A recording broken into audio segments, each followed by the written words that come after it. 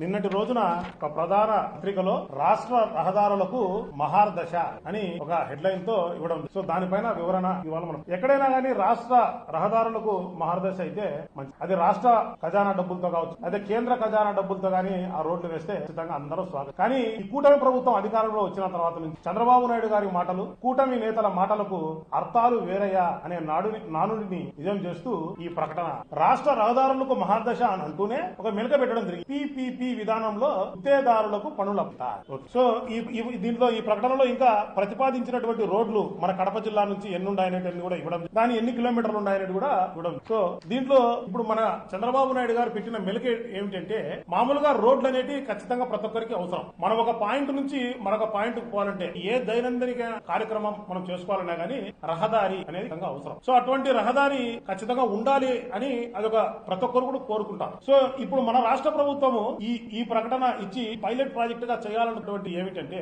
జాతీయ రహదారులు పైన మనం టోల్ గేట్ ఆల్రెడీ చూసాం. ఇప్పుడు స్టేట్ హైవేస్ పైన కూడా టోల్ గేట్ పెట్టాలా అనేది వీళ్ళ ఆలోచన. మామూలుగా రోడ్లు అనేది ఏ రకంగా వేస్తారు అంటే ఒక 3 రకాలుగా రోడ్లు ఇస్తారు. మొత్తము అంటే రాష్ట్ర ప్రభుత్వం కావచ్చు లేదా కేంద్ర ప్రభుత్వం కావచ్చు పూర్తిగా భరిస్తూ రోడ్డు వేపిస్తారు కాంట్రాక్టర్. అది ఒక పద్ధతి. లేదు 60% రాష్ట్ర ప్రభుత్వమో కేంద్ర ప్రభుత్వం డబ్బులు, 40% కాంట్రాక్టర్ డబ్బులతో రోడ్డు వేపిస్తారు. అదొక పద్ధతి. లేదంటే కంప్లీట్ గా బిల్ట్ ఆపరేట్ ట్రాన్స్ఫర్ అనే పద్ధతిలో కాంట్రాక్టరే కడతాడు, టోల్ వసూలు చేసుకుంటాడు, పలానా సంవత్సరాలకు అని చెప్తారు. అది ఈ 3 పద్ధతులు గతంలో ఇప్పుడు కూడా నడుస్తూ వస్తుంది. దాన్ని పీపీపీ మోడల్ అంటారు, అంటే పబ్లిక్ ప్రైవేట్ పార్ట్నర్షిప్. ఇప్పుడు చంద్రబాబు నాయుడు గారు చెప్తున్నటువంటి ఈయన ప్రపోజ్ చేస్తున్నటువంటి పీపీలో పబ్లిక్ అనేది అంటే పబ్లిక్ అంటే మామూలుగా పీపీపీలో పబ్లిక్ అంటేనే ప్రజలు అంటే ఎవరు?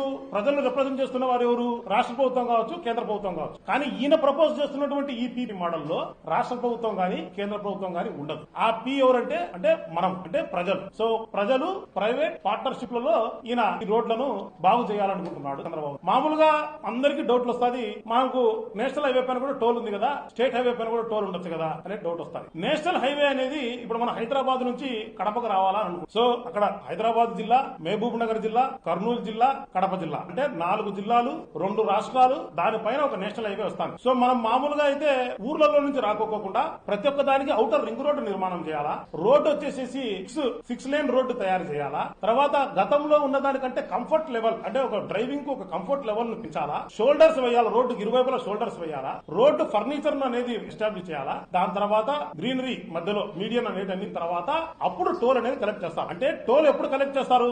రోడ్లు వేసేసిన తర్వాత ప్రజలు దానికి వాడకం స్టార్టింగ్ ముందర టోల్ తయారు, సో అక్కడ టోల్ వసూలు చేస్తారు. కానీ చంద్రబాబు నాయుడు గారు ఏం చెప్తున్నారంటే, ఇప్పుడు ప్రతిపాదించినటువంటి రోడ్ల పైన ఆల్రెడీ రోడ్లు ఉన్నాయి, కొత్త రోడ్లు కావాలి. ఇప్పుడు రోడ్లు ఆల్రెడీ ఉన్నాయి, ఎగ్జిస్టింగ్ రోడ్ల పైన టోల్ పెడుతున్నాడు. ఆ టోల్ ఎందుకు పెడుతున్నాడు అంటే మెయింటెనెన్స్ కోసం పెడుతున్నాడు. అంటే గుంతలు పూడ్చేదాని కోసం, లేకపోతే పైన బీటీ లేయర్ వేసేదాని కోసం, చుట్టుపక్కల పక్కన ఈ పక్క ఆ పక్క కంపలు కొట్టేదాని కోసం, దానికోసము ఆయన ఇప్పుడు టోల్ పెడతాం. ఇది ఆంధ్ర రాష్ట్ర చరిత్రలోనే కాదు, భారతదేశ చరిత్రలో ఎక్కడ కూడా మెయింటెనెన్స్ కోసం ఆల్రెడీ ఎగ్జిస్టింగ్ రోడ్ల పైన టోల్ పెట్టింది ఇంతవరకు లేనండి. అంటే ఆంధ్ర రాష్ట్ర ప్రజలు మరొకసారి బాధుడుకు ప్రిపేర్ అవ్వండి అని ఆయన చెప్పకనే ఈ ఆయన సంబంధించిన మీడియా ద్వారా లేకపోతే పేపర్ల ద్వారా ఇలాంటివన్నీ వేపిస్తే ప్రజలను ప్రిపేర్ చేస్తూ వస్తున్నారు. ఈ రకంగా కాంట్రాక్టర్ కు అంటే ఇప్పుడు ఆయన చెప్తున్న మోడల్ ప్రకారం ఏంటంటే, మనము ఆ రోడ్డు పైన ప్రయాణించి టోల్ ముందే కట్టేసి కాంట్రాక్టర్ డబ్బులు ఇస్తే ఆ డబ్బులతో ఆయన గుంతలు పుడుస్తాడు. అంటే మామూలుగా రాష్ట్ర ప్రభుత్వము ఎక్కడైనా కానీ ఒక రాష్ట్ర ప్రభుత్వం కావచ్చు, కేంద్ర ప్రభుత్వం కావచ్చు, మెయింటెనెన్స్